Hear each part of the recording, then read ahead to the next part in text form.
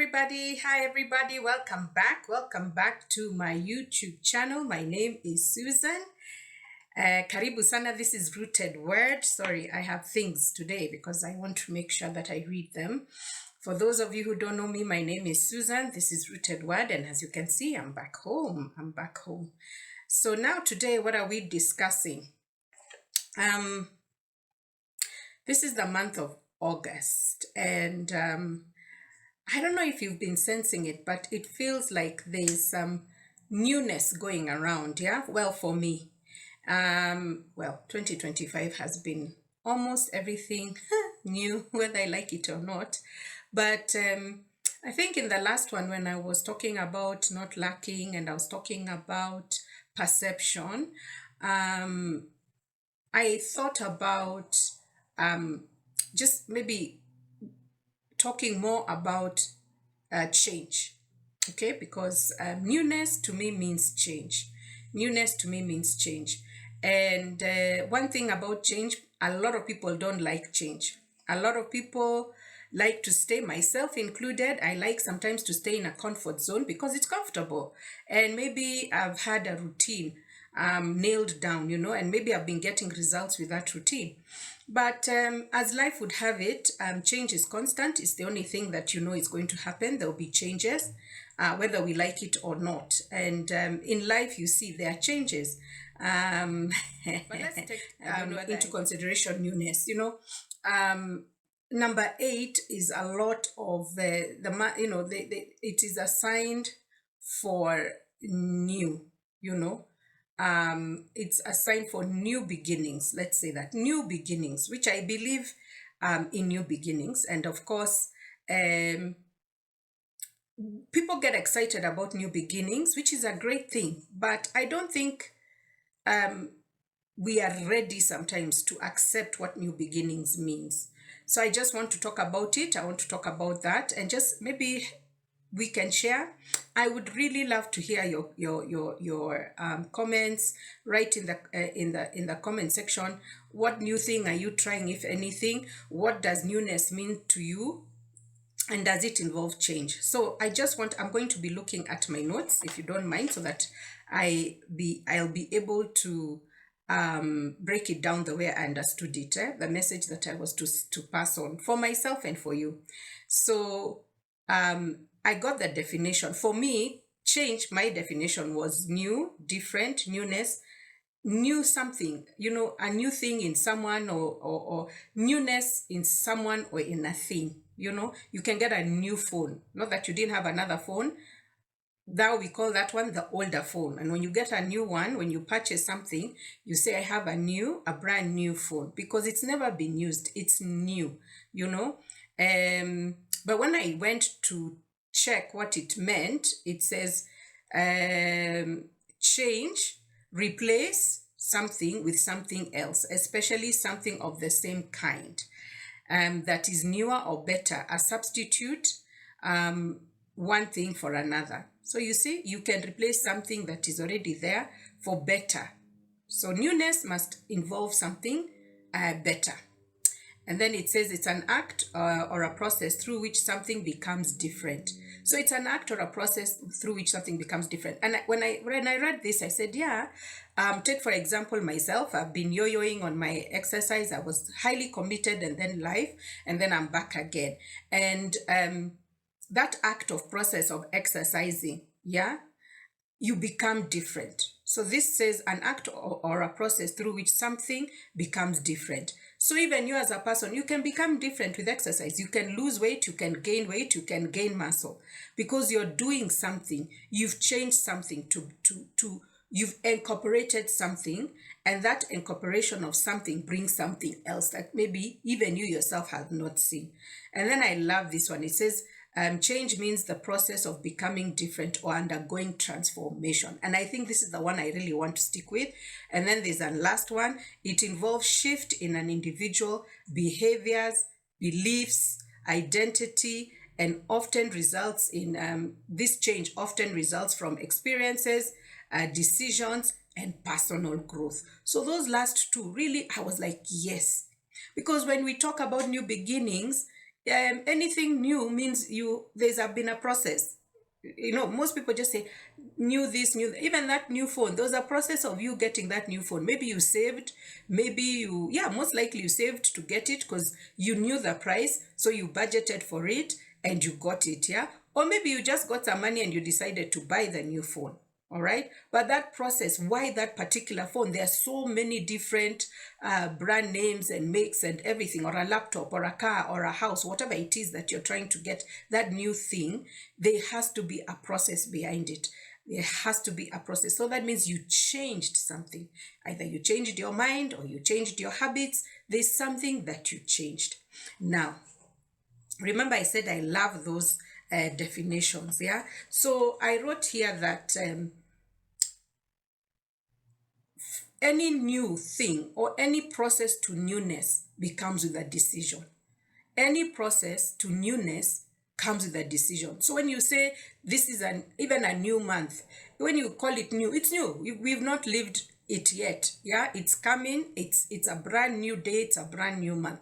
So it means that every morning you have a new day. That means you're making a decision. How are you going to get into this new thing? Yesterday is gone. You can't repeat it. And if you get into a new day with old things for that day, there'll be a result.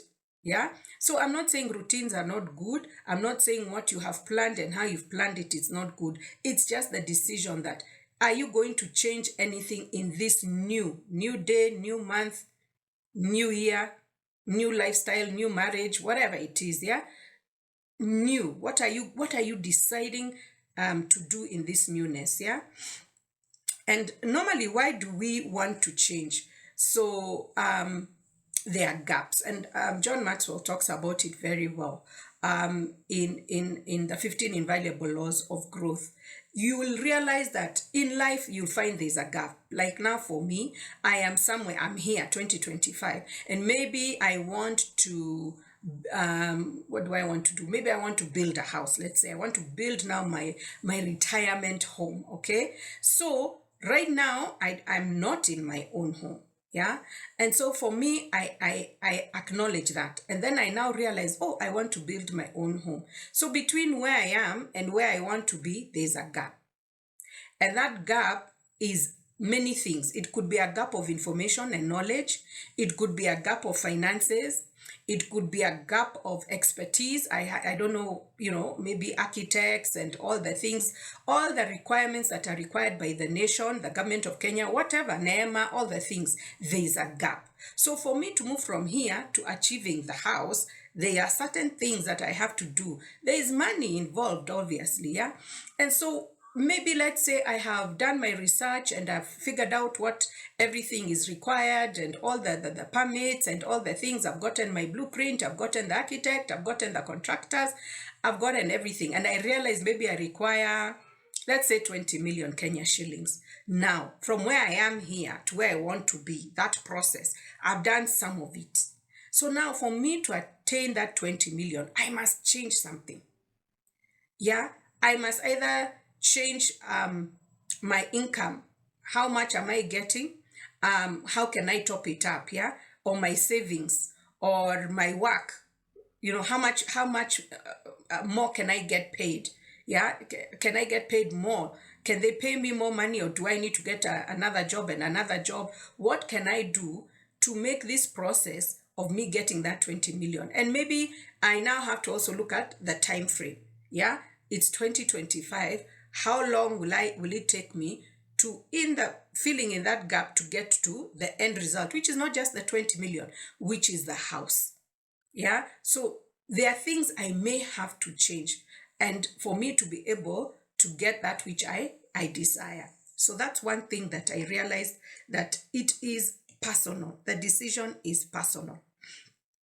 So now, most of the times we're not even aware we have a gap. Most of the times we are not ready to accept that we have a gap. Sometimes we are proud, sometimes we're arrogant, all the things, yeah?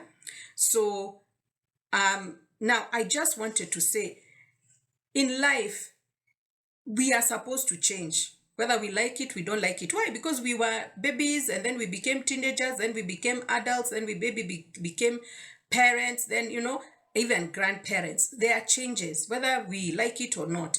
In life, there are seasons. Yeah, fall, winter, spring, and summer. So we cannot remain the way we would like to remain. And if we do, God has a way of shaking us, bringing what I would call disruptions. Yeah, shaking you. Or storms come, challenges come, and those things are there to rattle you so that you can do what?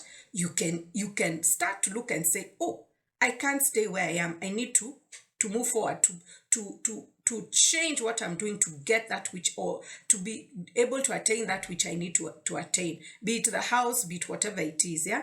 And one of the things I noticed when I was doing this, because I am actually going through change, is that if you look at the Bible, there's change. Every time there's a change, especially when people are kind of relaxing or have become complacent in a way. But sometimes not. Let's pick Abraham. Abraham was in his parents' home, as far as we know. And one day God comes and says, leave your parents' home and go to a place where I'll show you. What is that? That is disruption. That is just God saying, well, Abraham, you've been here, you are not really getting it. So I need now you to move. Yeah, I need you to move. Remember when in the beginning I said, change brings something new or something beneficial. I'm sure Abraham maybe didn't ask God, hey, why do you want me to change? What's the good thing you're going to bring for me? If he was obedient and he moved. But there was a promise. Sometimes we forget when we read our Bible. God told Abraham, move because I am going to do 1, 2, 3. You are going to be the father of the nations. You are going to be able to do this, but you can't do it where you are. And that is it in life. That is what God is telling us. There are some places where if you stay, you will not be able to get to your destiny. You will not be able to fulfill your purpose. And when God sees you, sitting there and not doing what you're supposed to do, he will bring disruption. So another person that I saw was Naomi and Ruth, but especially Naomi. If you remember now, Naomi, her husband has died, her sons have died. She has stayed in the same place. And now she's being told that there's food back home. There's, things are okay. And so Naomi has to now go back. She's going back without her husband. She's going back without her sons. And these 2 daughters-in-laws, now she releases them. She has to change. She has to be like, well, I'm kind of by myself, so I have to go back home by myself. And something happens. One agrees to go back to their parents, which is fine because Naomi had released her. And the other one, Ruth, said, I am going with you. So that was going to be a new change because Naomi had lived in Ruth's land. Now Ruth is going to live in Naomi's land. And there are 2 ladies only. And they're going to go to this journey. They don't even know what is going to happen up ahead. They have no idea. But they embrace change and they go. So for today, I just wanted to bring that out. I'm going to pick it up with the next few people that I thought were very interesting. But I just wanted you to realize change will always bring disruption. Whether you like it, you don't like it, your life is going to be disrupted. And it's only because you need to get to fill that gap and you need to be able to fulfill your purpose. Guys, so that's it for today. Until the next time, I just would like to ask you to please like, share, and subscribe. And most importantly, please comment so that I can see what you can share with me about change and about disruptions. Has your life been disrupted this 2025? And do you know why? So I leave it up to you, and I just can't wait to see you on the next one, which will be coming in right now. Kwaheri sana.